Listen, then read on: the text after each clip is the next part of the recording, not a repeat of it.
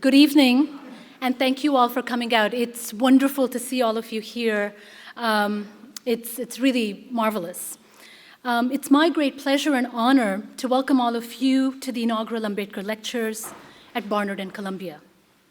This is a historic event that connects this institution with one of the great figures in the history of modern democratic thought.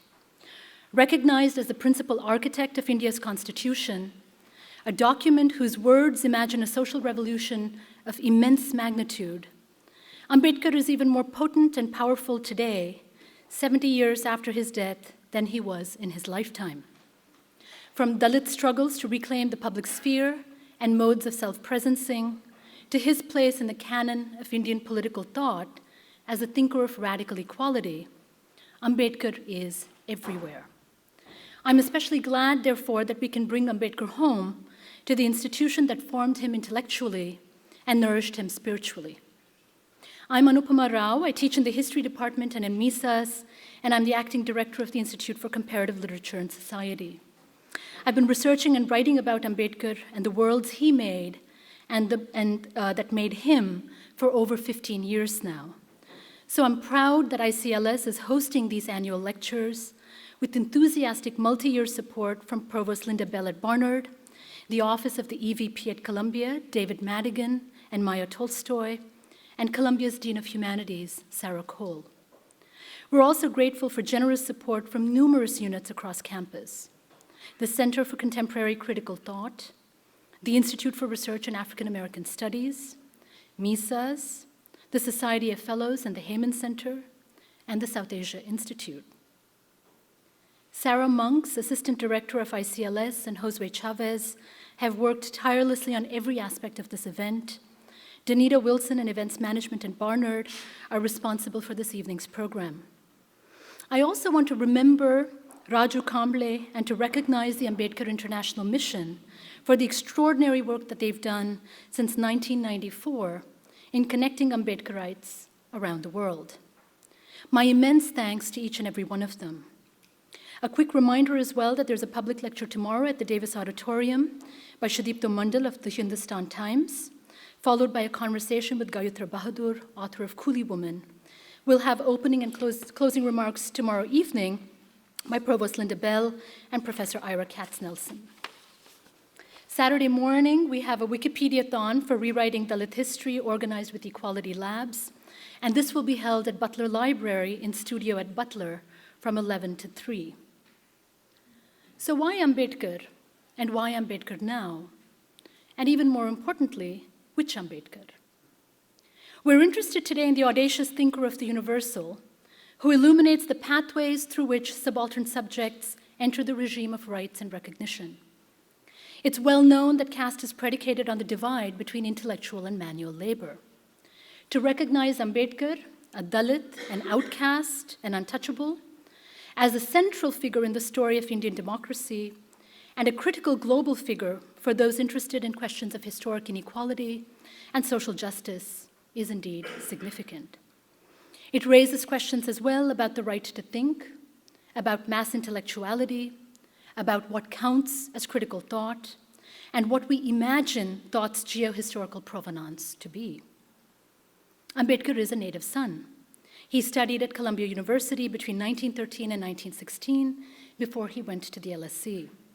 He was supported by scholarships from the rulers of two princely states, Baroda and Kolhapur, who strongly identified with non-Brahmin politics.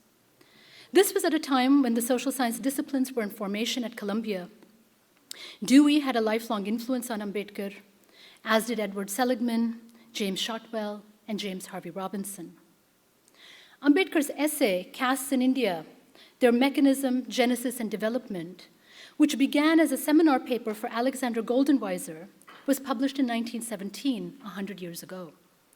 It's a text to which Ambedkar returned throughout his life.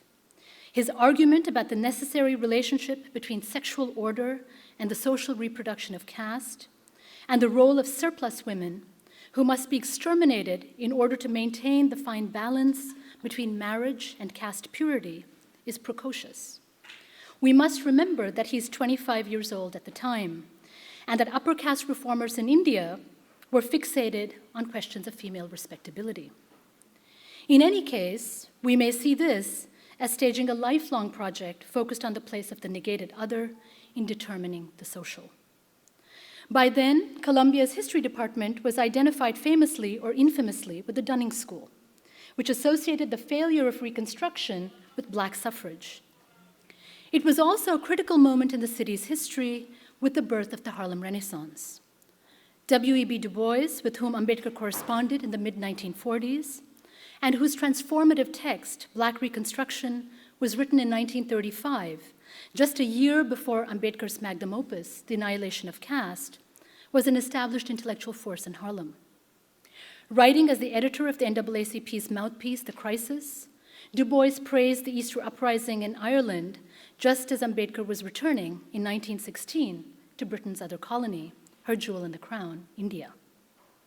Ambedkar, on the other hand, was the sole student subscriber to the Ghadar Party during his time in New York, according to the list maintained by the Office of the U.S. Attorney, Northern District of California.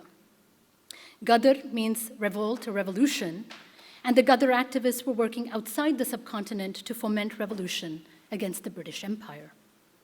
Ambedkar's name stands out in a list of subscribers spanning Aden, East Africa, Java, Johannesburg, Rangoon, and Zanzibar. Insurgents, revolution, Buddhist conversion, constitution. These are some of the terms that organized Ambedkar's life. American parallels were clearly a stimulus to Ambedkar's thinking, but America had been part of the anti-caste imagination for even longer.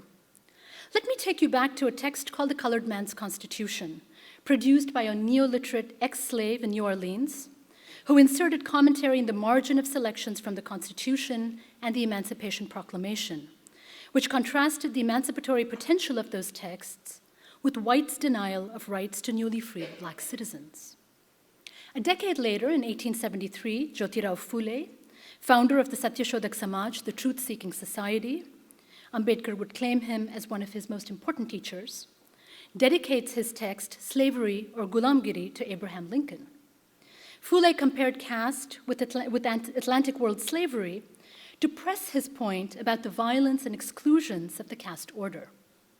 But he also recognized Lincoln for rescuing American Negroes from thraldom and exhorted upper castes to do the same for their Indian brethren, even as he imagined an affinity with figures such as George Washington and the Marquis de Lafayette. Comparison was potent, but it could be predicated on productive misrecognition too.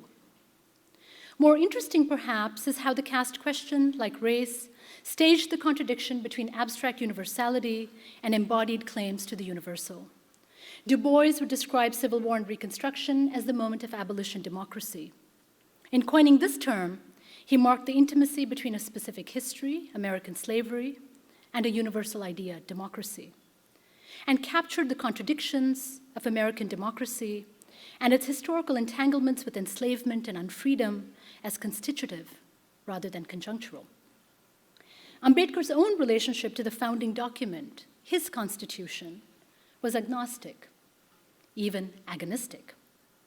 He famously noted that he was prepared to burn the Constitution if it became an alibi for majority rule, if it did not substantively alter the space of the social. Ambedkar thus draws our attention to the gap between legislated redress and existential suffering, and between the founding document and the equality it imagines.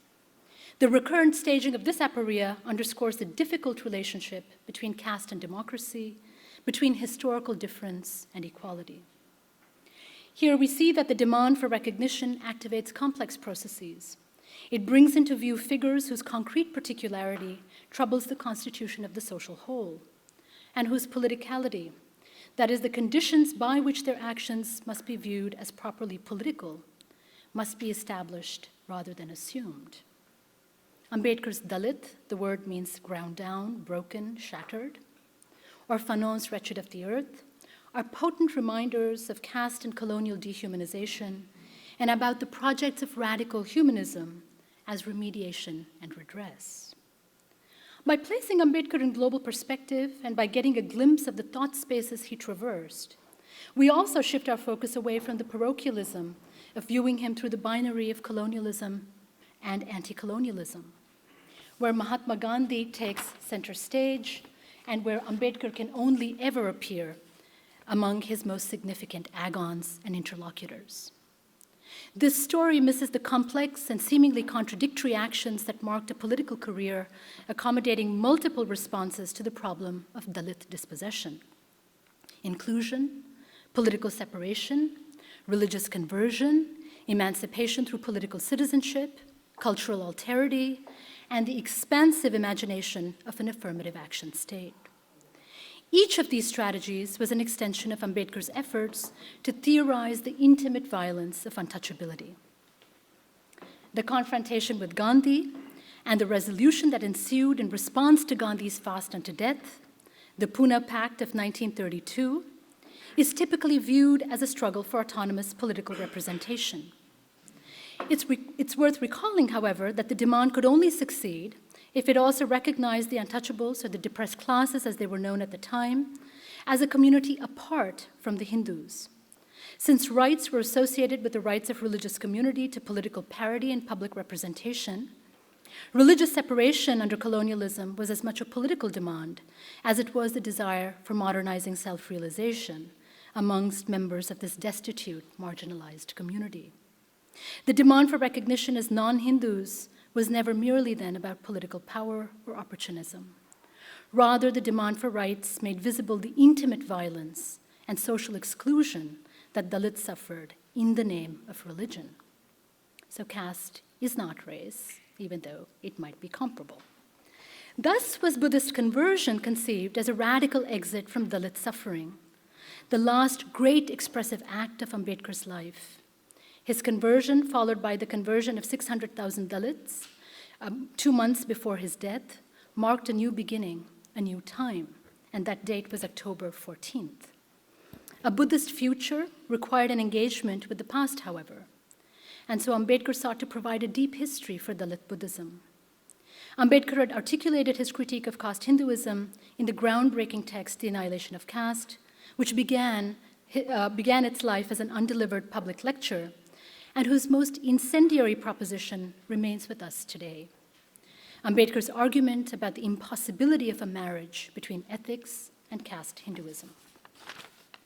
In his late writings on the history of caste and untouchability, as well as a text written in 1954, which was entitled Revolution and Counter-Revolution in Ancient India, Ambedkar argued that reactionary casteist forces had vanquished a vibrant, egalitarian world of Buddhism. Ambedkar writes, "The history of India is nothing but a history of mortal conflict between Buddhism and Brahmanism. The defeat of Buddhism and the destruction of the Buddhist state foreshadowed the birth of Brahmanism, which was organized on the principle of graded inequality, what we call caste." Ambedkar's conversion was meant to activate the historical memory of Buddhism's disappearance in the land of its birth. The epistemic space that Ambedkar claimed was thus ingenious and unassailable. But the Navayana, or the new vehicle Buddhism that he established, was in effect a godless religion, not legible to extant traditions. Ambedkar's conversion not only offered an escape from Hinduism, but it also underscored the singular circumstance of his response. What Ambedkar managed to do was to restage caste difference as a religious difference, Buddhism versus Brahmanism, that was both familiar and new. A conversation that one assumed had already occurred in the millennial past, but the contents of which were in fact to be decided in the future to come. So in anticipation of new beginnings and to commemorate the old, let me introduce you to our speakers this evening. We'll start with a welcome address by Sarah Cole and David Madigan. I'm deeply grateful for their support, their guidance, and most of all, their intense and empathetic intelligence that thinks globality in ways rare and meaningful. I'll then return with very brief introductions to our speakers in the order of their presentations so that they can speak without further interruption. Sarah Cole is Dean of Humanities and Parr Professor of English and Comparative Literature at Columbia University.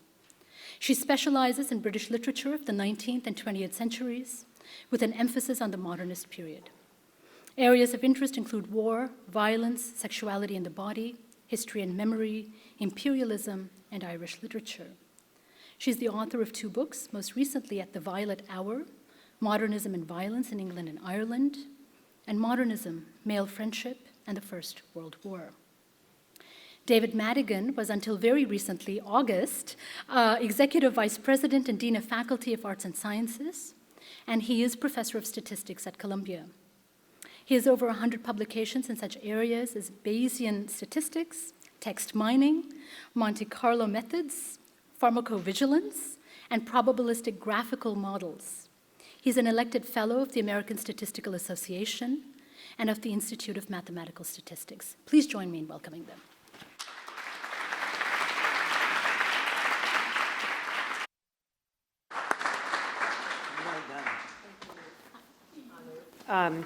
So it's a great pleasure to be here to help introduce this evening's Global Ambedkar lecture, a panel conversation featuring 3, we'll get to that, stellar scholars who will discuss different aspects of the legacy of B.R. Ambedkar. Professor Rao, as she pointed out, will be introducing them in a few moments, and perhaps we hardly need those intros, since these are important thinkers who have shaped our understanding of the world and have helped us to think about our own work as academics and intellectuals. These are scholars who have pushed us to think deeply about many of the large issues fundamentally at stake in the modern world, issues that structure and also deform experience as it is lived by millions of people around the world. These are highly appropriate speakers to be addressing us tonight, since this is an evening dedicated to thinking about the legacy of someone whose own academic work was channeled into many of the forms and ideas that underpin and sustain the modern organization of society. As you've just heard, and as I'm sure many or even all of you know, B.R. Ambedkar was one of the founders of the Indian state, the primary drafter of its constitution, and its first minister of law. He was, and again, as I'm sure you all know, a member of the Dalit caste and one of India's greatest campaigners on behalf of Dalit rights. It would be difficult then not to feel enthusiastic about a new series of lectures named in his honor.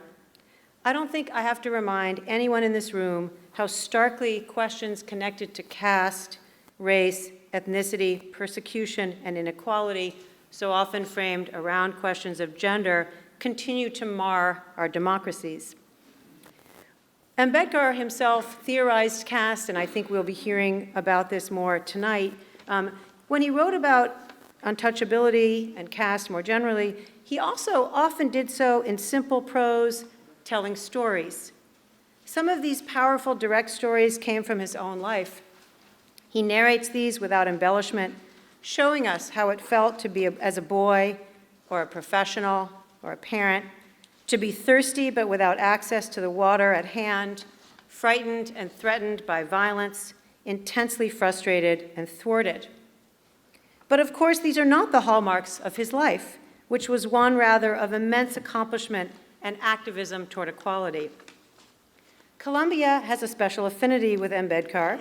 He spent 4 years here, right around the World War I period, almost exactly 100 years ago, receiving a doctorate from the economics department. I was just noting to my colleague here that the Graduate School of Arts and Sciences would be very excited if all of you got your PhDs in 4 years here.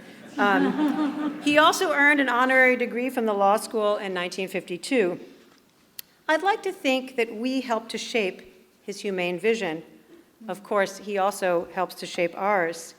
Columbia celebrates this particular alumnus not only because we are proud to name him as one of ours, but because we can take the opportunity to strive to embody his legacy and to amplify his efforts in our own work, both as individual scholars and in collaborative work together. I've been told that there's a bust of him in Lehman Library. I haven't gone over there to check. It's a library focusing, as most of you know, on the social sciences, so maybe readers there take inspiration from him when they're doing their work. Each year, as members of the Columbia community will come together for these annual Ambedkar lectures, we can deepen our understanding of his work and life and think creatively about its meanings for our own time and about its connection to our world and to our scholarly work. I note that 10 years ago, there was an exhibit of his manuscripts and other materials at the Columbia Libraries entitled Caste and Contemporary India. And the lectures, of which this tonight is the inauguration, will be building on an institutional history of learning from and through Ambedkar's ideas and work, even as they and we break off in new directions. This annual lecture series epitomizes such possibilities for looking backward and forward through our own intellectual commitments and projects, seeking to be always more attentive to history and more responsible to the people of our world. We might consider in this regard the ending of a novel by one of Ambedkar's great literary contemporaries, the modernist novelist Mulk Raj Anand, who also wrote about untouchability. Just reading the last lines at the end of a long day of his novel Untouchability, which takes place in one day, a long day for his protagonist of indignities, suffering, confusion, but also enlightenment, and the sense of how new ideas and new technology might bring radical change.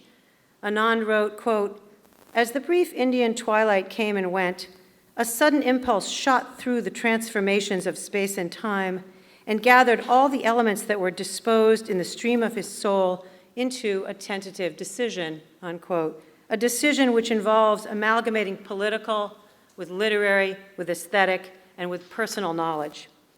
I think this connects in rich ways to the goal of this lecture series.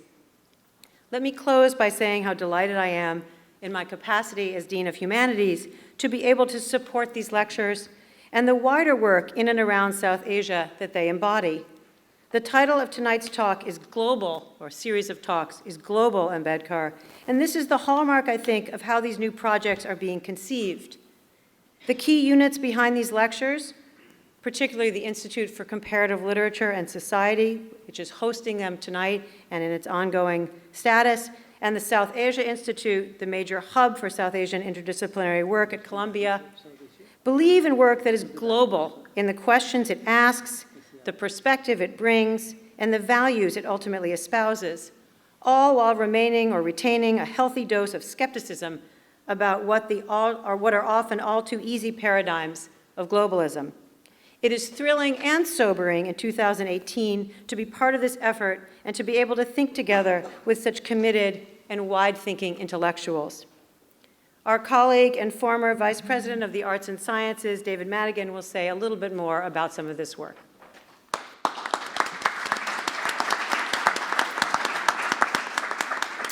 Good evening. I'll be very brief. I'm thrilled to be part of this evening. I think this is a wonderful event. As Anu mentioned, I recently stepped down from a long term as Dean of Arts and Sciences. And as part of that, in that role, as part of that job, you get to say no a lot. But every so often, something walks in the door, like Anu walking in the door with an idea that is just brilliant. And we just simply had to find a way to make this happen. So Ambedkar, as I learned, we're hearing, was a tireless and effective advocate for social justice, author of the Indian Constitution, an economist, a lawyer, a political scientist, truly an extraordinary, remarkable historical figure. And as Anu pointed out, so often kind of overlooked in terms of a sort of a sideshow to the Gandhi story. So, given, as a Columbia alumnus, got his degree from Columbia, as we've heard, I think it's just so appropriate and exciting that we have instituted this lecture series to make sure that his legacy is pushed forward and not forgotten about, and given the prominence that it should have. So I think it's very exciting. I'd like to just take this opportunity to thank Anu. This is Anu's brainchild, and just to thank Anu for thinking of this, conceiving of this, and having the energy and foresight to push it through.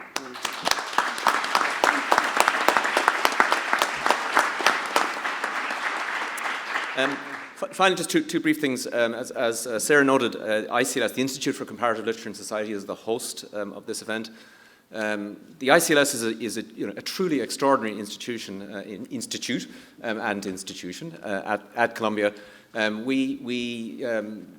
Our academic departments tend to be siloed in the great universities, but the best institutes cut across those departments and break down those silos. There's nothing like ICLS in terms of the breadth of the involvement of departments. There's a PhD certificate program for doctoral students in ICLS that has students from 15 different departments, we think, approximately, and multiple schools around the university. It is truly unique and extraordinary. So and there are many other activities in ICLS. I encourage you to check out the website. So it's fitting and exciting that it be part of ICLS that Anu is currently directing. And finally, I've learned that Anu is starting a Dalit Studies initiative, which I think is also exciting and a wonderful complement to this lecture series. So looking forward to this evening. Back to Anu.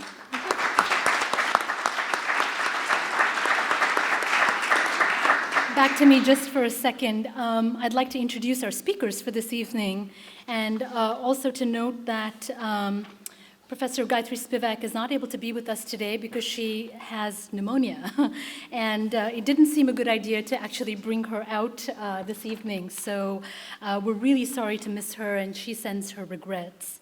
But let me introduce the three speakers for the evening. Each of them have been given about 15 minutes to speak so that we then have time for them to engage with each other, and I'll try to moderate that conversation.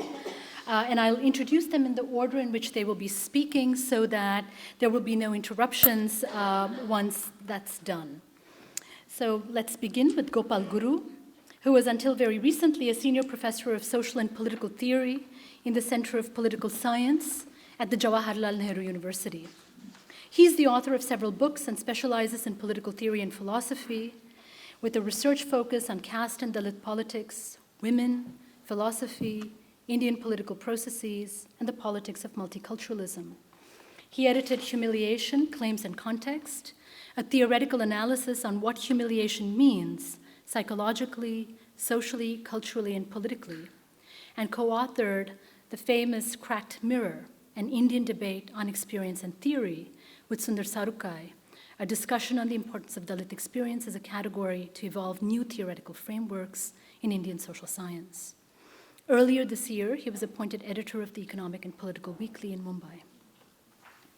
Named Dimitri Chandler is professor in the School of Humanities at the University of California, Irvine, an intellectual historian, critical theorist, and a scholar of the work of W.E.B. Du Bois, Cecil Taylor, and Jacques Derrida.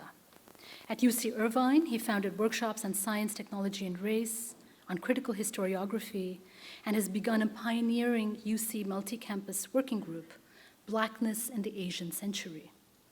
Two of his books are X, The Problem of the Negro as a Problem for Thought, which is out with Fordham in 2014, and Toward an African Future, Of the Limit of World. And then finally, Étienne Balibar, who is Professor Emeritus of Moral and Political Philosophy at the Université de Paris, Nanterre, visiting Professor of French and ICLS at Columbia, and Professor Emeritus of Humanities at the University of California, Irvine. He also holds a part-time anniversary chair in modern European philosophy at Kingston University, London. He's published widely in the areas of epistemology, Marxist philosophy, and moral and political philosophy in general. All of you will know Reading Capital with Louis Althusser, On the Dictatorship of the Proletariat, Race, Nation, Class, Ambiguous Identities, Masses, Classes, Ideas, Studies on Politics and Philosophy Before and After Marx, Violence and Civility, On the Limits of Political Philosophy, and most recently in 2018, Secularism and Cosmopolitanism, Critical Hypotheses on Religion and Politics. We're truly, truly honored to have all three of you here with us this evening, and very much looking forward to the conversations. Thank you. But I must thank the organizer for inviting me to speak to such an enlightened gathering this evening. I must also take this opportunity to congratulate the organizers for actually re-hosting Ambedkar. Ambedkar, who is a global Ambedkar. So I think it's a very, very, very fascinating thing. But I would start with a very cynical note. And as we all know, cynicism also has its own reason. You'll find out what is this cynicism. Can you hear me clearly? No? Okay, I'll just try. Okay, so I was saying that, I would start with a cynical note, and I said cynicism also has its own reason. And We need you to be even closer. Closer to this? Okay, thank you. So So I'll read the text which I have prepared, and I'm not very sure whether I'll be able to finish all the points I'm going to make within 15 minutes time, but I'll try. So I have titled my presentation as Ethics in Reading Ambedkar. The attempts at globalizing Ambedkar or taking him around the world and projecting him as a cosmopolitan thinker. This is Anu's description of Ambedkar. Some people call him planetary figure. Is a welcome project. These efforts make sense in a particular Indian context where Ambedkar is reduced to a narrow socio-temporal framework by a variety of scholars who primarily see him existing in and for Dalit Biradari. Biradari is a clan, so it's only Biradari that is at the center of attention. Thus, for such scholars, Ambedkar exists only in fragmented rather than continuous time. Such narrow understanding, which was limited to opinion leaders during the freedom struggles, has become the part of India's common sense. I wouldn't say bad common sense, India's common sense. Arguably, a good common sense involves both cognitive as well as social generosity that enlightened public in India was expected to practice in regard to Ambedkar. And that's the cynicism I was talking about. The lack of such a practice hasn't allowed Ambedkar to go out from his sociological identity to becoming a part of the universal idea. And so therefore, these efforts are so important. The question that one has to ask, why some of the political thinkers during the late 20th century, 19th century and early 20th century, during India's freedom struggle, and many of the scholars in post-independent India, criticize and condemn him for not being sufficiently universal and accuse him being stuck with the caste question. But the question is why such scholars themselves start from the universal rather than the particular standpoint. There are possibly two answers to this above question. First, thinkers with nationalist agenda started from the universal, such as Swaraj. It was there in the Muknayak of Ambedkar. Swaraj, sovereignty and political freedom.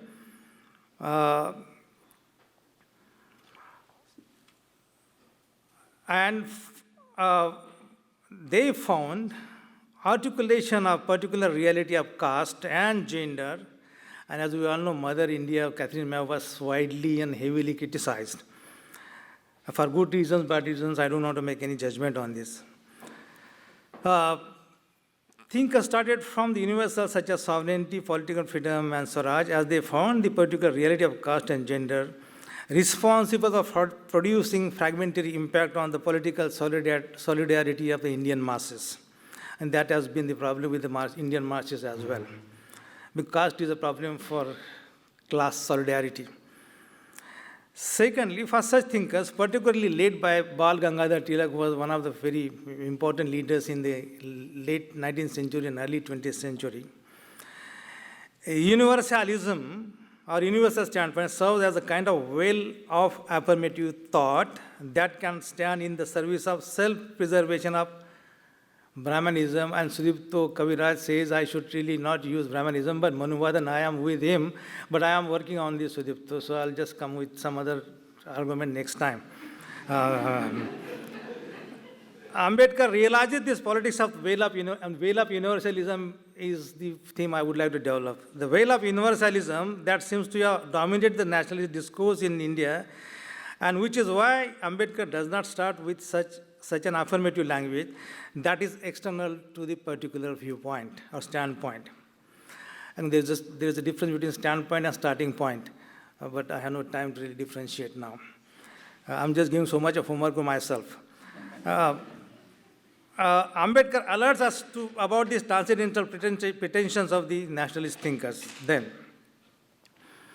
And therefore, Ambedkar's critique as starting point remains as ever important.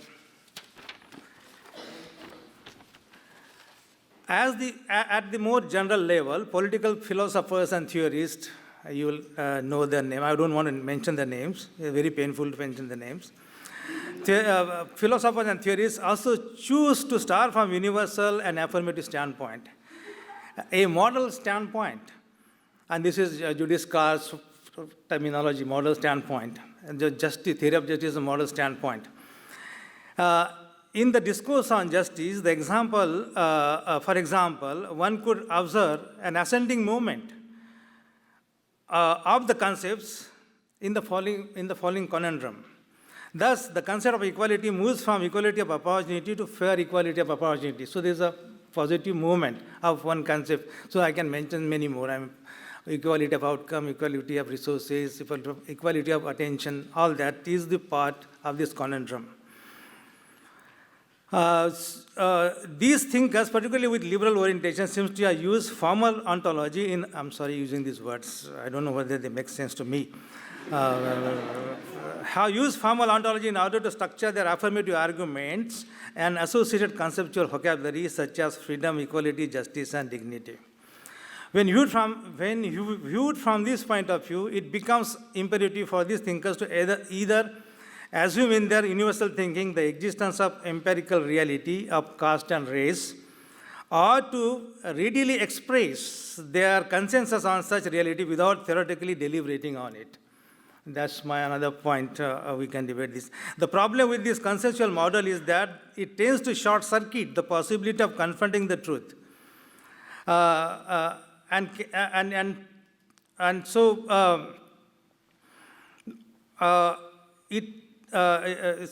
that can discern from the storytelling, and there was a mention in storytelling, the grotesque reality such as caste and race and gender even.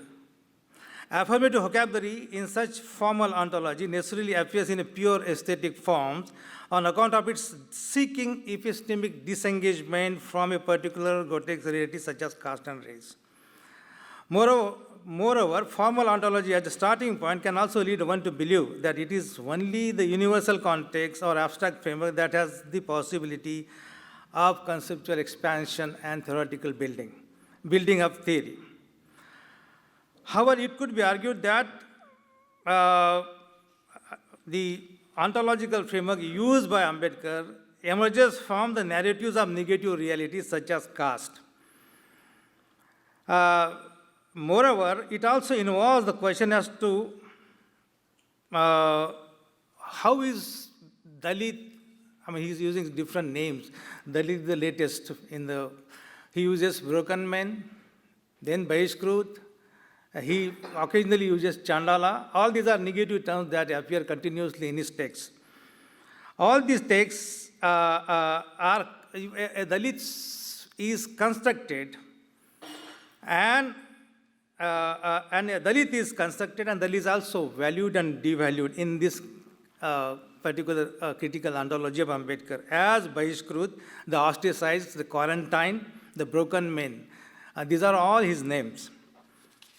Actually, Chandala I am adding to his list. He doesn't mention it specifically, but it is there. So, Ambedkar, through his several texts, brings to our notice this. Am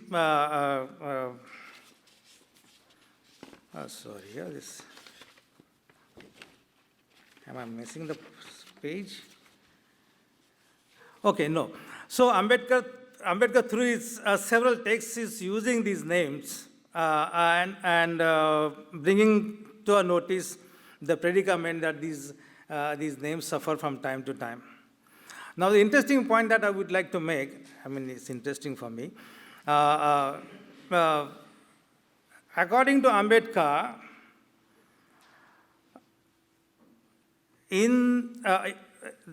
there is a kind of an ontological plot, and that in that particular plot, a Brahmin and untouchable, both of them are inserted. And how are they interested? And there is an entanglement of both of them in the same plot. For example, caste is a plot or untouchability is a plot, and both of them are inserted. No? Even though Brahmins in our country are actually separated spatially, they stay in Agrahara, even in urban towns, and there is a separation. But yet they are actually, both of them are entangled in that plot. What is the nature of this entanglement? In a typical Indian context, spitting out the repulsion spitting out the repulsive words such as untouchable. I mean, just the moment they utter untouchable, they throw, if they spit out, that is something which is very repulsive. So uttering the unutterable, that's the point, is necessary for the Brahmins to maintain or guarantee his or her purity. But the untouchables, as the quarantine self, provides therefore the grounds for the upper caste to remain pure, ritually healthy, and socially sanitized. Both the pure or the puraskrut, that is my word, puraskrut, the touchable, the affirmative, and the polluting or the repulsive, that is the bahishkrut, untouchables, share the same ground of unfreedom. Both of them are equally unfreedom. They actually, no one is free.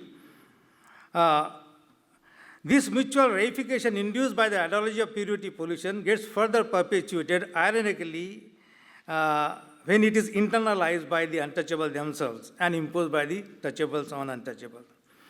Untouchables, on account of facing hostility from recalcitrant upper caste, hesitate to transgress the boundaries of their demarcated ghettos. This demarcation, confining Dalits to ghettos and African American to the ghettos, is different from the demarcation in the West, where the individual seeks demarcation from the world. So I think I'm also making another problematic point. So what is the difference between two societies, the West and the East? This bahishkrut self, the ostracized, the quarantine self who appears from text to text authored by Ambedkar, has been reduced to unutterable sadness of history.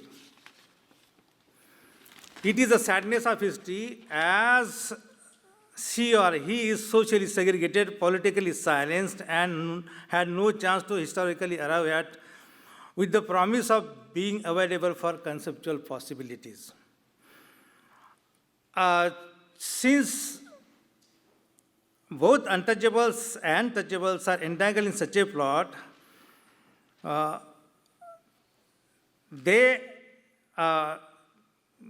it is very difficult. It is a moral priority on the part of the touchables to enter the text written by Ambedkar. Now the question is, how the touchables, do they enter the text or not? That is the complaint that we have. People don't read Ambedkar.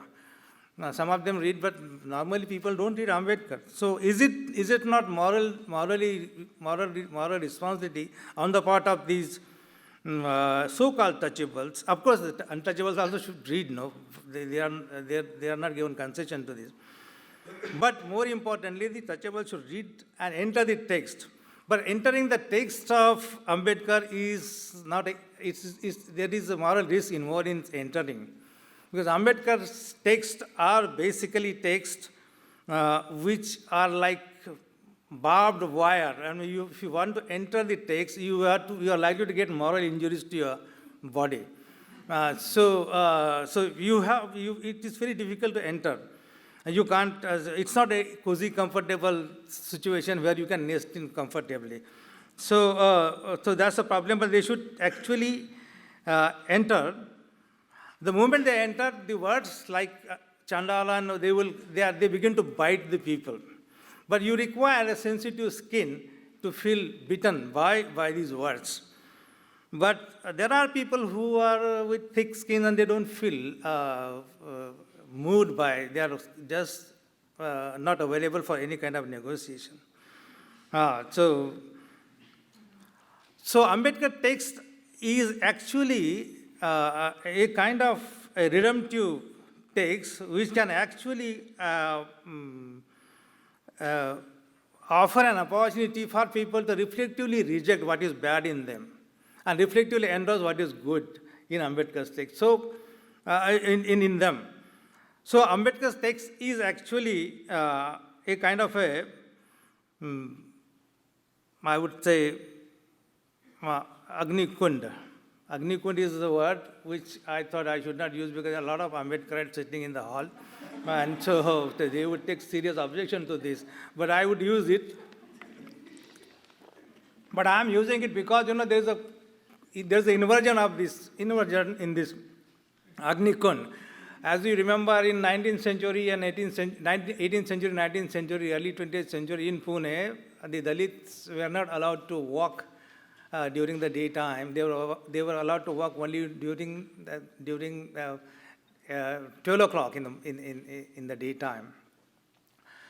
And that is how they could really guarantee the Dalit body not polluting. Because if you are in the afternoon, your shadows will cast longer, and the shadows will pollute you. So you are supposed to walk only during noon. And there was a pot tied up around their neck so that they could spit in the pot, and the spit would not really pollute people. So that was the pot. So I'm innovating that imagery and making it Agni Kund is also a pot of sacred fire that is going to actually detoxify you from all your your bad tendencies, your evil. And it is actually trying to really clear your sins, burn your sins. So that's the sacred fire used in the rituals. Ambedkar takes like Agni Kund. So that is the question that I am going to pose to this August gathering. I think Ambedkar's texts are positive. They are not simply complaining and contesting and protesting. They are also positive. Takes into this. They are also. They also possess a redemptive power. The text seeks to pursue the readers to reflectively acknowledge and then reject the social authority of caste and its existence, that is untouchability. I'm making this point, I'm just going to repeat this point. The text seeks to pursue readers to reflectively acknowledge and then reject the social authority of caste and its existence, that is untouchability. One could thus look at the text working as Agni Kund, the pot that contains sacred fire, fire that has sacred function to purify the sinful body that is stuffed with prejudices, and other evils. So reading Ambedkar's text is basically an ethical project. But let me make a last point. There are 2 points I would like to make. I have no time, but I'll say, if Ambedkar's texts are basically text with finite meaning, there's a fixed meaning, moving from one text to another text, the caste essence remaining same. Early texts of Ambedkar are basically with this powerful, very fixed meaning. If that is the way we look at Ambedkar's texts, so are these texts, do they really provide any kind of a hermeneutic space for the recovery of diverse meaning? Are they really available for meaning making and language games, so to say? This is a very regressive point I'm making, but we can debate this point. This is an initial condition, not the absolute condition. Absolute conditions to go beyond this, as I mentioned to you, this pot has to be undermined. This is this one point, and so is it an anti-intellectual point? Is it an anti-hermeneutics? I don't know, but that is what I thought I should make the plea. Second point it's a small point, is about text have negative terminology. Why is negative terminology a progressive starting point? And I think if you really start with the affirmative, Swaraj, you will not get ready responses from the people who are caught in historical questions of caste and untouchability. If you start with the negative, the immediate, the empirically given, there is a possibility of easy mobilization. Because we know that, whether it is African American in this part or untouchables in other, they would be easy. The language that comes to their mind is that inequality, injustice. If it is Bangla, it is abha. If it is Marathi, it is anyay. If it is Hindi, it is anyay. So they start anyay. I have injustice done to me, not justice. So justice is only the follow-up. Injustice is a primary negative language. And so If you start with this language, perhaps I think you will not go into doing theory immediately. Okay, doing theory is the next stage. The first stage is to really acknowledge ethically what is wrong with a person.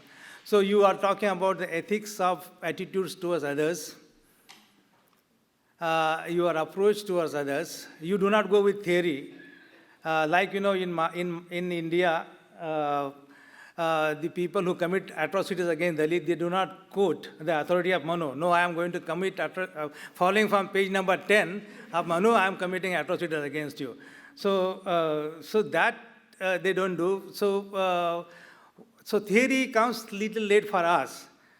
But for the people who are affected, the immediate experience is important. And the language, the so-called negative grotesque language actually provides them some feedback to colonize, organize around some common purpose. And then it is only through the negative you move towards the positive. So I'm saying that universalism is necessary.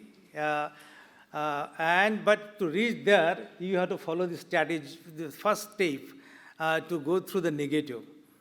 And that will, otherwise, if you take a quantum jump from just go to universalism, you are going to actually stall the movement of transformation. I think I'll stop here. Thank you very much. I'd like to begin by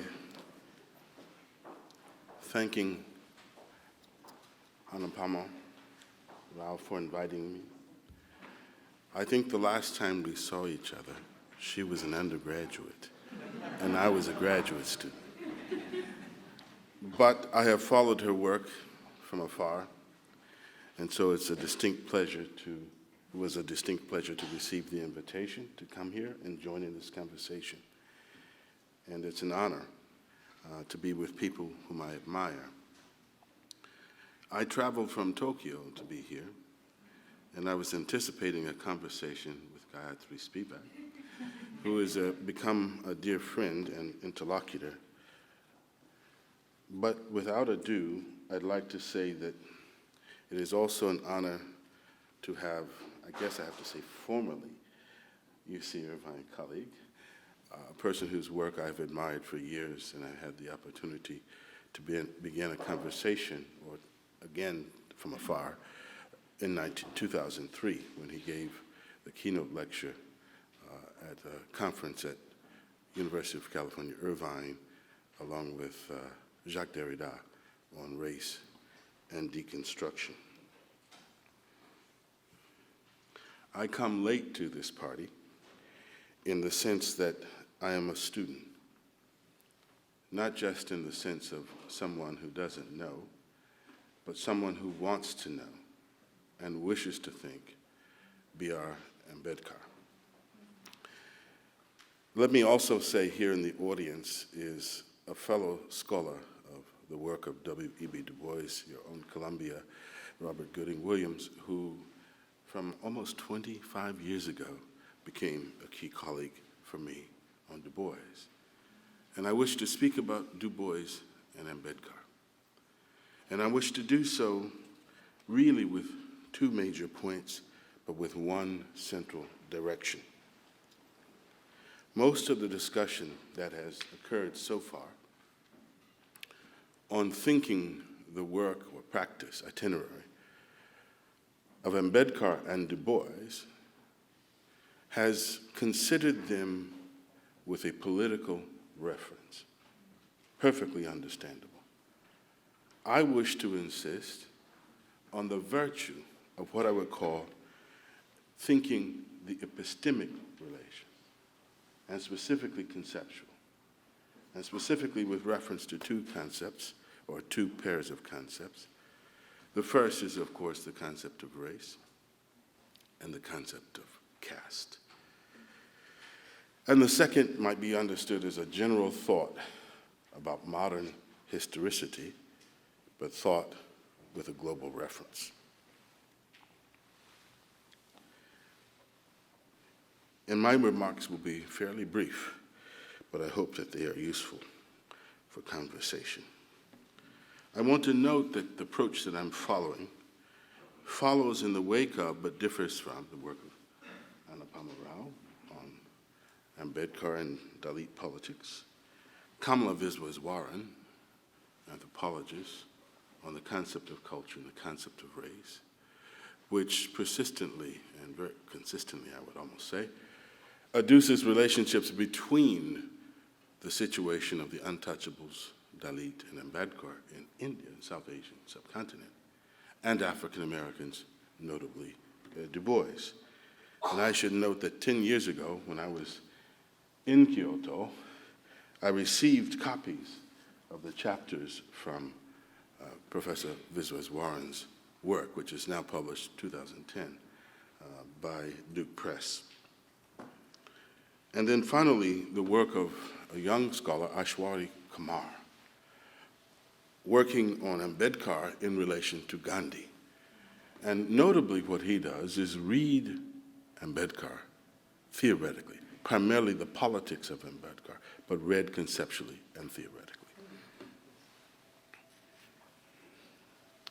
And in the seminar, Blackness and the Asian Century, that I've begun at UC Irvine, we have begun a conversation on Ambedkar, but it's a side conversation. Now I feel like I've been invited into the real conversation, the big city.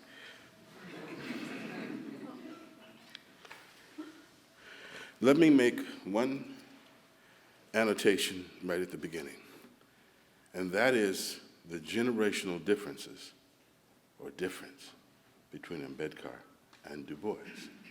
Du Bois is born in 1868, Ambedkar 1891. At the moment that Ambedkar begins to mature into his teen years, Du Bois is producing his core concepts or his interpretation, his engagement with the core concepts, the concept of race, and likewise, in light of that, he will come to engage the question of caste, both in terms of South Asia and in terms of the analogy to the concept of race. Notably speaking, the concept of race, as far as I'm concerned, still remains vexed in terms of our understanding of its intellectual emergence, itinerary, and provenance. And that's crucial, I believe, for how we consider Du Bois and Ambedkar.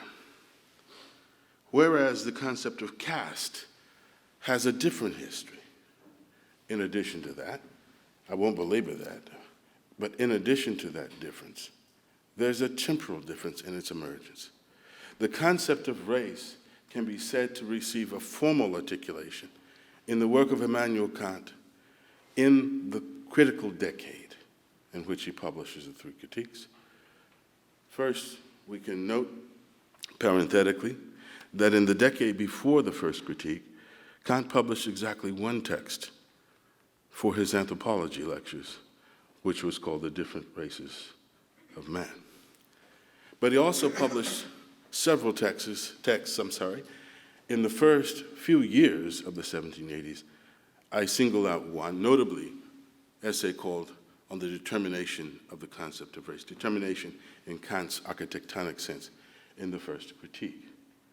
But even more radically and more importantly, in 1788, at the end of that decade, he publishes a text on the use of teleological principles, in philosophy, which is related to the imperative that leads him to write the third critique, the critique of the power of judgment. I reference this to say that the concept of race, not so much simply the idea of race, although they're interwoven, and the latter, the concept issues out of the idea of race, is related to it, is a concept that comes at the moment of the Enlightenment, amidst the modern moment, whereas the concept of caste has a far different history, itinerary, and formalization.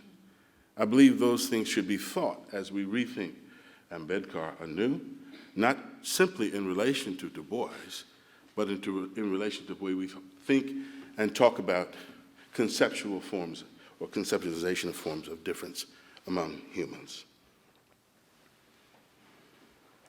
And I will notably kind of leave aside, because other experts on Ambedkar are here, who can speak of the history of the itinerary, the idea of caste, concept of caste, etc.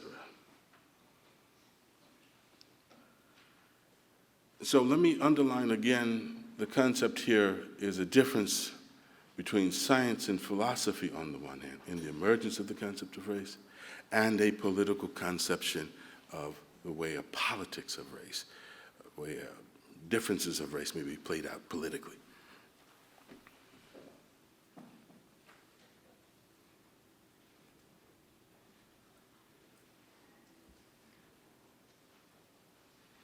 Let me add an additional note on the question of generation. That is the relationship of Du Bois to both Tagore and Gandhi. Du Bois long admired Tagore. And indeed, Du Bois, in the Crisis magazine in the early 1920s, wrote essays on both Gandhi and Tagore. Let me say that slightly differently so it's more clear what I'm trying to suggest. Du Bois is already attuned to the question of the South Asian continent. And here's the rub. He favors Tagore over Gandhi. And the interlocution first of Du Bois in the South Asian continent should be with Tagore and a certain Gandhi, then Ambedkar. Indeed, Tagore visited New York half a dozen times while Du Bois was here. And in 1929, I believe it was, Du Bois went downtown to visit Tagore on a time he was here. And as I understand it from the archive, they talked for about 2 hours. Near the end of his life, Du Bois was asked to contribute to a memorial volume in honor of Tagore, which he did.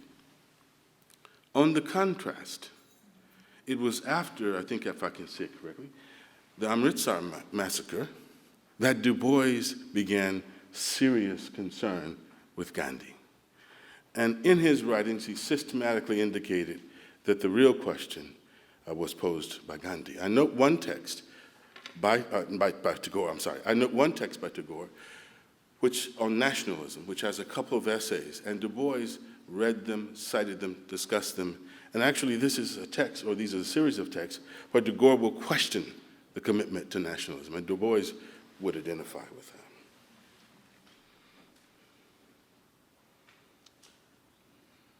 that. Concept of race in relation to the concept of caste.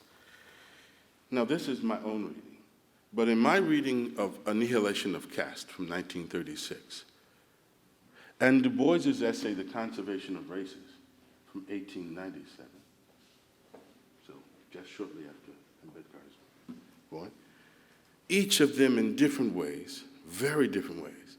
Du Bois with the concept of race, Ambedkar with his thoughts about caste, speak of what I would call a practice of oppositional distinction. All or either or, all or nothing. Even if they have different itineraries. I'll speak briefly about the concept of race again in a moment. But the key in both cases is that the distinction is not a simple vis-a-vis. In this instance, multiple instances, there's a violent hierarchy, as Derrida would say. One term, in a philosophical sense, governs the other. And you can see that play out socially. So the distinction amongst races, the distinctions among castes, are never neutral. They're always hierarchical and violent.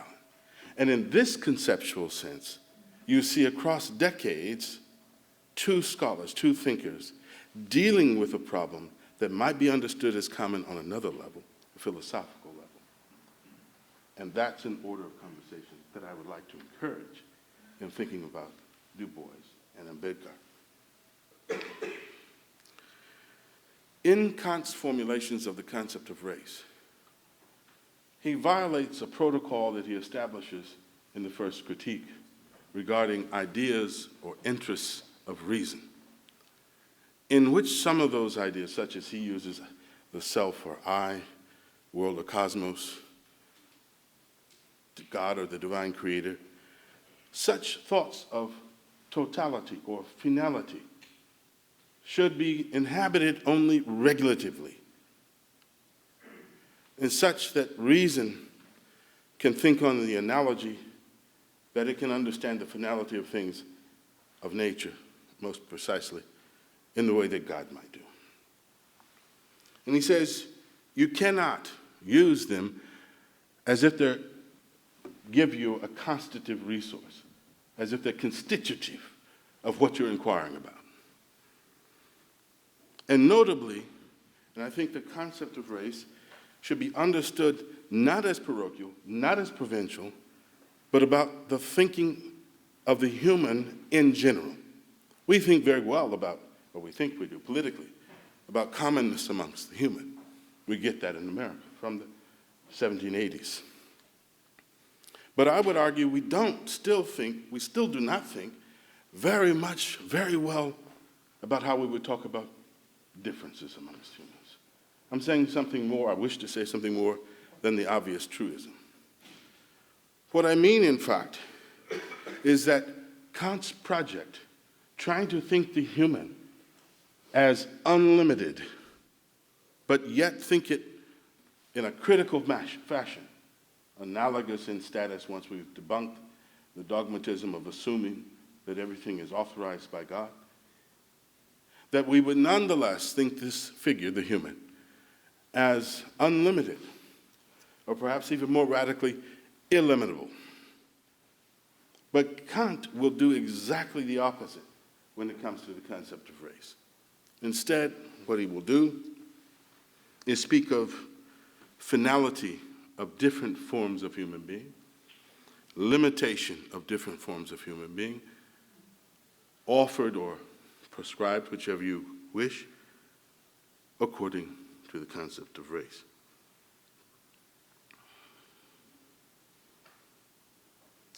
We can recognize that legacy in the work of Husserl, or even Foucault, and even someone such as Jacques Derrida, whom I'm deeply affirmative of, still wants to privilege an idea of Europe as a project of rethinking the human as illimitable. Ambedkar, in Annihilation of Caste, poses for me this question of illimitability in relationship to the whole efflorescence over millennia of the caste system. He would find a way to imagine, other scholars of Ambedkar can specify this, but I think I'm on solid ground in insisting, Ambedkar would precisely affirm such illimitability as the key for rethinking caste in South Asia and India. I have 2 points that I want to make before I close, and I'll try to do them briefly.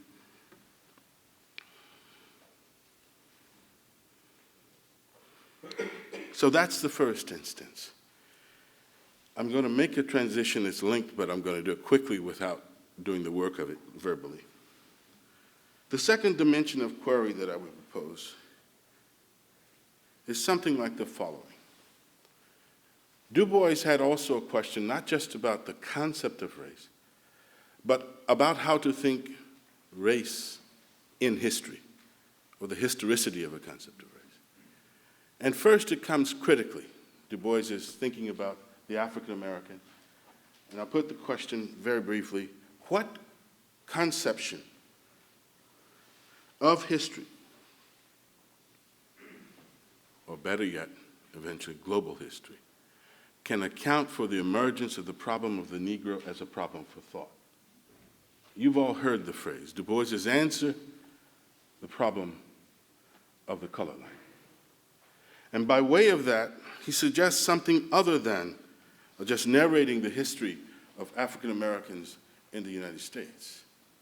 Indeed, in an essay called The Present Outlook for the Dark Races of Mankind in 1900, Du Bois will insist that the problem from which the problem of the Negro issues is global, both in its emergence, let's say the date 1441, when the first Africans sold West Africa to Lisbon, to the turn of the 20th century.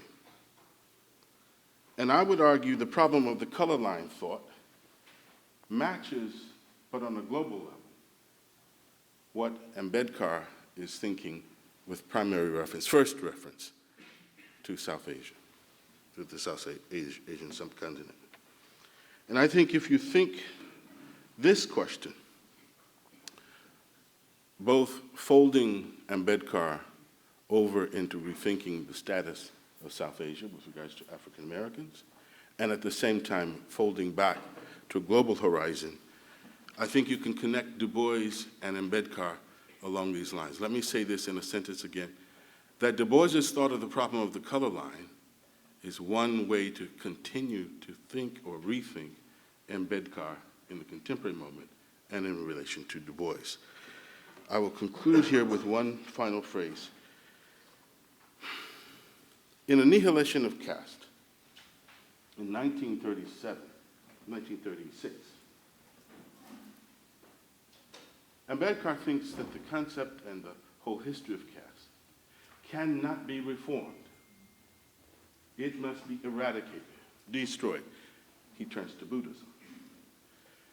Du Bois in 1897 proposed to reconceptualize the concept of race, dispatching the biological reference, elaborating a historical reference, which he says is not available to the biologists and scientists, but to the sociologists, etc. Why? Du Bois thought in 1897 he could reform this thing. Ambedkar in 1936 says, I cannot reform this thing. This can be thought, both in terms of generation and in terms of the different histories, the emergence of each concept, and the elaboration of each. I think this is a very fruitful, profound question. Why Du Bois in 1897 thought he could venture onto this term and do some work with it, and why in 1936 Ambedkar says, impossible, can't do it. And the final note on that same path, and I'm going to conclude, is that Du Bois's relationship to the nation state is very different than Ambedkar's, and Gayatri disagrees with me on this. So this is a point that came from conversation. Ambedkar could be appointed to the commission that would write the Constitution. Could you ever have imagined that happening with Du Bois in the US? Could African Americans in the Reconstruction moment take over the state? I think we have a lot to think about. I'm pleased to be here, and I hope I haven't bored you too much. Thank you. Thank you very much. Thank you so much. Can you hear me in the rear? Yes. Is it good? Okay, because I need to struggle with many things. Time, yes. Glasses, eyes. Sound. Okay. I'm extremely honored and even proud, in a sense, to have been asked to participate in this panel. I feel humbled and even a little embarrassed because I know very little, I have to admit, about Ambedkar's career. Of course, he's a great name in our culture, and there are several occasions in which we, who are these we? Let's say a French philosopher of my generation. Almost everything I know, at least in the recent period, derives from Anupama's extraordinary book that I read with enormous interest. It is due to her friendship that I'm invited to speak now, and what I will say, which relates to Ambedkar directly or indirectly, largely derives from the reading of her book. So I will not pretend to be who I am not. Now, this being said, why does Ambedkar's work, and more generally the meaning of his action as a thinker and as an actor in contemporary history, in last century's history, resonates very strongly with many of us in this moment, and particularly, forgive me if that sounds a little parochial, with a French citizen and philosopher. In order to explain this or give an idea of what I have in mind, I will ask your permission to begin with two anecdotes or two little stories. I'm trying to be quick on the first, and because the second, in a sense, is perhaps more central. My first anecdote is simply, it's personal, it's simply the following. The first time I visited India twice with 26 years of distance between the two visits. That was in 1981. For a number of reasons, it had an extremely important function and meaning in my subsequent life. And while I was in Delhi, taking part in a big conference organized by the Indian Social Science Research Council, the French Maison des Sciences de l'Homme, and the Fernand Braudel Center in the Humanities and the Social Sciences, led at the time by Emmanuel Wallerstein, who on that occasion became my close friend. The subject being, if I well remember, classes and status groups in the world economy. It happened that Louis Dumont was awarded at the same moment a honorary degree at Delhi University, not JNU, but Delhi University. And of course, we, the Europeans, the global scholars, were asked even to attend. So I saw Dumont confronting an Indian audience of extreme relevance. And I could perceive the tension, in fact, between what he was saying and representing and what many of the people in the audience, scholars of different generations around us, in fact thought about his conception of the caste system and its role in the history of mankind. I don't remember that the name of Ambedkar was pronounced in the conversations we had among us on that occasion. But with hindsight, it seems to me that we can reconstruct something like this. Dumont's theory, which, as you know, contrasts in a dichotomic or binary manner two types of societies in history. On one side, hierarchic societies, of which the caste system in India would be the absolute or perfect realization. On the other side, modern, egalitarian political and social systems, as illustrated famously, of course, by the Enlightenment thinking and its consequences in the French and American revolutions. So this is almost exactly, perhaps, what Ambedkar's critique should have ruined, or at the very least led to a question.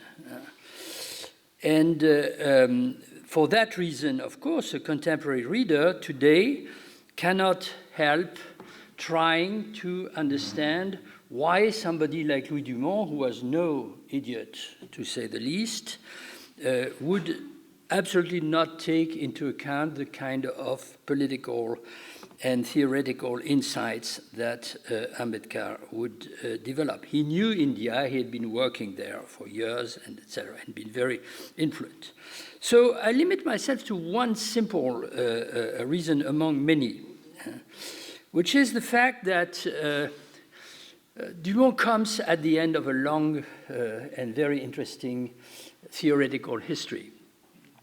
He's the last, or one of the last, there have been others after him, but representative of a long tradition of French sociology whose fate is closely associated, of course, with the history of French republicanism. And the history of French republicanism, of course, is also closely associated with a certain conception of universality or universalism, where on one side, secularism, and on the other side, the more or less antithetic or tensed association of equality and liberty, or as I tried to say at some point, equal liberty, play a central role. This is, of course, an evolutionist conception, therefore, inevitably, echoing the justifications and consequences of an imperial colonial situation of France. In that representation, so caste is the perfect antithesis, or caste regime, as they see it or represent it, is the perfect antithesis and opposite of our democratic, modern, universalistic political systems. But what is more interesting is the fact that in accordance with the core idea of this sociological tradition, that every society is organized one way or another around the implementation of certain religious principles, without which it would not be a coherent structure or keep its organicity, to use the term that sociologists at the time would use. Caste also, in that sense, represents something different, or there is a dialectical tension between this harsh critique, which presents it as the most archaic form of religious organization of human societies, and on the other idea, the opposite, the almost opposite idea that caste, in a sense, is the perfect realization of the principle of differentiation and internal hierarchy, without which there can exist no society, even a modern society. And for that reason, there is a kind of nostalgia of the alleged caste regime linked with the idea that egalitarianism, of course, is politically necessary, but on the other hand, it produces a kind of permanent dissolution and disaggregation of the societies in which we live. Sorry, this was a little too long, but it leads me directly to my second anecdote, if you allow me. A few months ago, that is in last June, the French Parliament, the French National Assembly, has eventually taken a decision that had been long in preparation and in debate for, in fact, years and even decades. It decided to change the formulation of Article 1 in our Constitution, an article which repeats previous constitutions, but I leave that aside, which says, I translate simply, that the French Republic guarantees equality of all citizens before the law, regardless, sans distinction, regardless of any difference or distinction of origin, race, or religion. This was the traditional text. And now the Parliament has decided that this would become the French Republic guarantees equality before the law of all citizens, regardless of sex, origin and religion.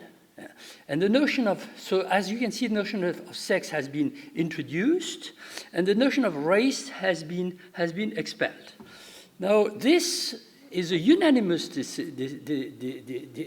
of the French Parliament, and of course it has given rise to debate. And in this debate, I insist on the point because I don't want to give you the impression that I believe this issue to be simple. My point is just the opposite. It is not simple. It is complex. Deputies or representatives, particularly of Guadeloupe, Martinique, Guyane, including some famous figures on the left, have been particularly insistent and vocal for this change. Now, it happens that in 1992, the discussion had already started, and I was taking part personally in a big conference organized at the French Senate with scholars from different disciplines, lawyers, anthropologists, biologists, linguists, philosophers, and so on. So I was one among many.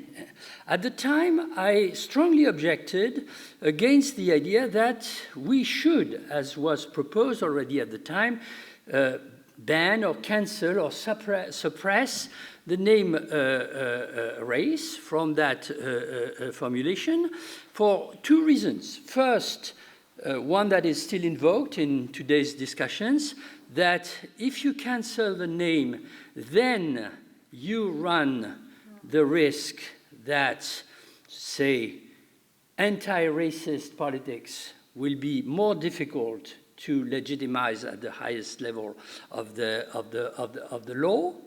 And second, this is perhaps the core of the difficulty that I want to draw your attention to, a kind of performative consideration, if you like. People who argue, and our whole parliament has decided like that, that the name should be suppressed, explain that there's a perverse effect of that formulation. We seem to be objecting against racial discriminations, but at the same time, we also suggest that races do exist, that they are an objective fact. So at the time, I said, look, first, you're not measuring, perhaps perfectly, the performative effect of the following news in the world newspapers. The French Republic has now decided to cancel the article in its constitution that prevents from discriminating on behalf of race. And of course, at the time, I didn't know that the Indian constitution, as written or under the guidance of Ambedkar, contained in its Article 15, if I'm not wrong, a formulation that is almost exactly the same, except that not only it contains race, but it adds caste. And then I said, and I maintain this, I said, look, you want to eliminate race, you keep origin. Incidentally, we learned at the time that in the debates for the drafting of the Constitution, the idea had been proposed that it should also include a rejection of discriminations on behalf of sex. Today we might probably say gender. And at some point, for some unknown reason that is whose trace is not to be found in the in the parliamentary debates, sex disappeared, and it's now reintroduced. But then I said, you know, religion is not a concept that is clearer than the concept of race. You explain that race is not a scientific concept, but is religion a scientific concept? So the discussion, of course, continues, and I think that it will not be finished soon, even if the Parliament has decided. But when thinking about this, and the fact that I'm now speaking from within the United States pushes me even more in that direction, I become even more aware of the importance of performative effects, even undesirable or indirect, and I am forced although I'm a good French citizen, to ask myself the question, how if this decision coming in 2018, in June of 2018, in the middle of very violent discussions and also experiences regarding the new rise of racism linked with migrations and post-colonial displacements of populations that we have now in France, how if this were consciously or rather unconsciously a way of radically preventing, that's perhaps very French, something that the Indian constitution, on the contrary, seems not only to encourage but explicitly announces in its subsequent development, namely the fact that some sort of affirmative action is needed. And then I read the New York Times and I see that Justice John Roberts has written the following phrase some time ago: "The only way to stop discriminating on race is to stop discriminating on race." Full stop. And you know, of course, what that means and to what it applies. So this is, generally speaking, the situation in which I started to try and associate ideas with the usefulness, I would say, of drawing an inspiration from the action and the thought of Ambedkar in a French and more generally a European context. Now, I'm too slow and therefore I've almost exhausted my time, but if you give me 5 more minutes, I will try and add something a little more theoretical. I think that what's interesting here is to return both practically and theoretically to the vexed issue of caste, race, and class. And first thing I want to notice is that the discussion today in Europe, perhaps more than in America, seems limited to the intersection of race and class. And caste seems to be something that is very far from us here and has no relevance either as a fact or as a notion in our discussions. Is that some sort of unnecessary supplement? Or perhaps, and here the sociological tradition comes to my mind, a kind of specter that is still haunting our discussions? Because first, we have 3 terms, and with these 3 terms are associated 3 genealogies of discrimination that respectively relate to something called religion, with all the difficulties to define what we call religion, something that is more of the order of the political, and particularly the colonial political, and something that is or is supposed to be more of the order of the economy. Now, the sociological tradition uses to rank, I would say, or to present these 3 types of discriminations as a kind precisely of line of evolution. First came the religious discriminations, then came the political discrimination, and finally, of course, we have to do essentially with economic. What I want to argue here is simply that we are now in a situation today in which these linearities are increasingly impossible to use, and in fact, the problem of the overdetermination of every form of discrimination by different types of factors, none of which is absolutely and obviously determinant in the last instance, whereas the other would be only a kind of superstructure, is increasingly on the order of the day. That's why it is important, and it was important, to historicize the question of caste, as Ambedkar did at least in the first part of his career, and therefore to move from in the direction of analyzing patterns of structural, institutional discriminations,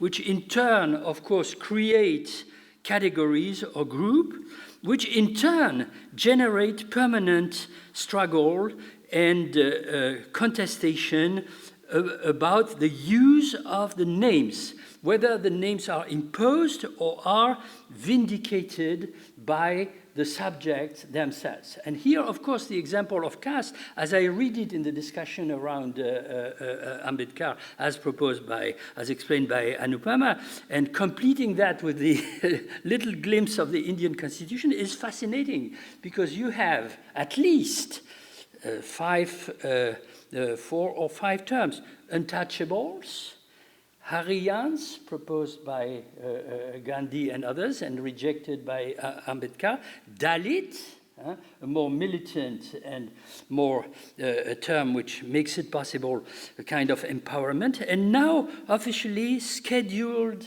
castes or sometimes tribes.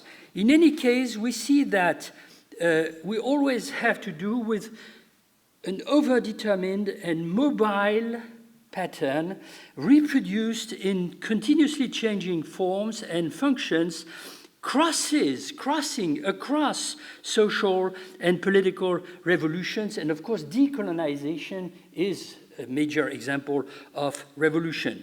However, this reproduction, however complicated, conflictual, and aleatory it certainly is an essential maker, I would say, of history itself, because not only it carries with itself the traces of past discriminations and power relations into the more recent social configurations, but it secures, I would say, the complicity of inequality structures, social structures, and state domination before, during, and perhaps even after the nation form.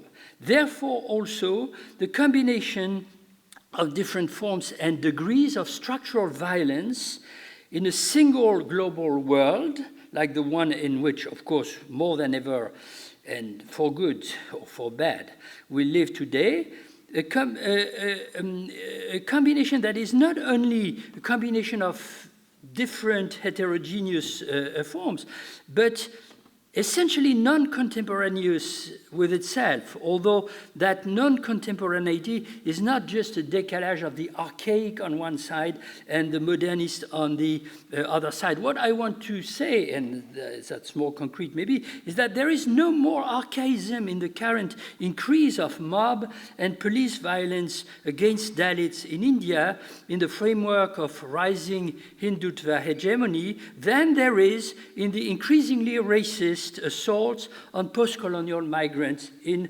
Europe. They're not contemporaneous, but one is not archaic, absolutely archaic, whereas the other would be absolutely modern. I leave aside a remark on class because I need to finish, and I add, if you allow me, the following last remark. All 3 intersecting categories that, in a conventional manner, I have compared, have nevertheless a relationship to a certain scheme of transmission of stigmas or hereditary characters that, at the time of our conference in Irvine with Jacques Derrida that you recalled a moment ago, I had tried, not my invention absolutely speaking, to call the genealogical scheme. Genealogy is not the same as genetics, although of course it can make use of it and instrumentalize it. But it is a complex combination of the idea of inheritance, the idea of belonging to a certain group that traces back to an origin, however complex or difficult to identify this is, and finally, of course, kinship relations and legal parenthood. Now, this shows and leads us directly to recognizing the importance of the fact that Ambedkar displaced the representation of the origins of the caste system from an allegedly pure religious law, a kind of murderous tautology, I would say, in that case, because the pure religious law is the pure religious law of purification, to a politics, to the idea of a politics of endogamy, and particularly the prohibition of intermarriage, to protect the privileges of Brahmins in Indian society, as Anupama beautifully explains. Hence the consequence, and I will stop with that, that extreme violence is everywhere. In the history of discriminations, especially, of course, when the excluded groups using legal and extra-legal instruments of self-assertion and self-definition begin to challenge the reproduction of structures of domination in the name of equality or greater equality. And Ambedkar says we cannot spare that concept coming from the Enlightenment, even if we have to change profoundly our understanding of its content and application. But extreme violence is present in particular in the form of sexed and gendered violence, visible or invisible, at the origins of caste, race, and class discrimination, including, as we now know from the work of feminist Marxists, primitive accumulation of capital, and in the moment of crisis that we live today in, crisis of the legitimacy of structural exclusions as such. There are several very interesting passages in Anupama's book on that. I will conclude returning quickly to the vicissitudes of our constitutions. The empowerment or political subjectivation of oppressed and excluded minorities who sometimes are, in fact, quantitatively not far from the majority, always catches or leads to being caught in a kind of double bind. Not to name or to use the name of exclusion, race, caste, class, leads to pure and simple denial. And this is what I'm fearing could take place in the French situation today. Naming it or vindicating it, of course, leads to the possibility of sanctioning certain traditional representations of hierarchies and inequalities in our societies, acceptance of the hierarchic order. And here I read two phrases from Fanon, not The Wretched of the Earth, but the first book, White Skin, no, white, interesting Freudian slip on the side of the white man. Black Skin, White Mask, 1953. What does the black man want? I skip. May man never be instrumentalized. And a little later, the black man is not no more than the white man. We are here in the middle of, clearly, of the performative contradiction. But the performative contradiction is used by Fanon himself in the sense of emancipation and better critical understanding of oneself, because in the same text he's able to write, to position himself as I, a man of color. Thank you very much.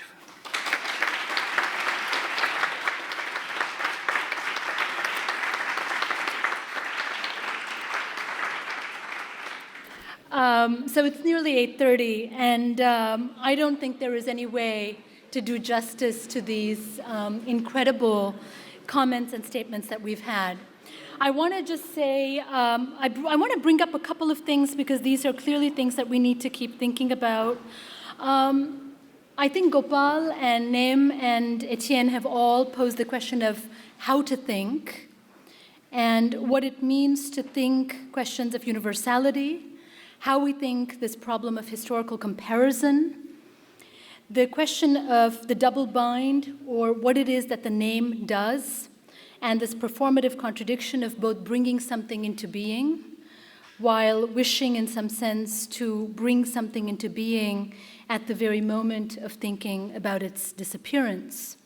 And indeed, in many ways, the question of the Negro and the problem of the Negro as a problem for thought, as Naim puts it beautifully, and the question of the Dalit as a problem of thought, is both about bringing the stigmatized subject, the archaic, the remainder into being at the very moment that one wishes to think from that place of the excluded other towards a new form of universality. And I think this is really the project that we're all confronting.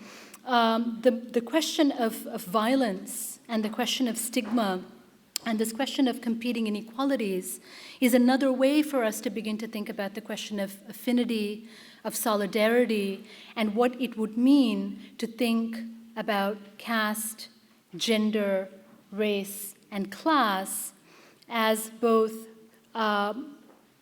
forms of a final thinking, as it were, but always with the critical difference in between. And this difference, as we've been reminded, is also a difference of history, of two kinds of history, the history of race in Europe on the one hand, and the history of caste, for which Ambedkar has to go back and actually find and write a history that no one else has written. And I think there's a profound question here of both origins and of identity and of inheritance. So we will continue to think about this tomorrow.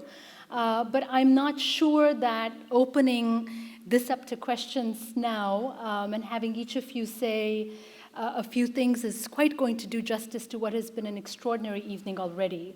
So I will beg your indulgence and ask that we can all thank you and then come up and talk to you individually, if that's okay.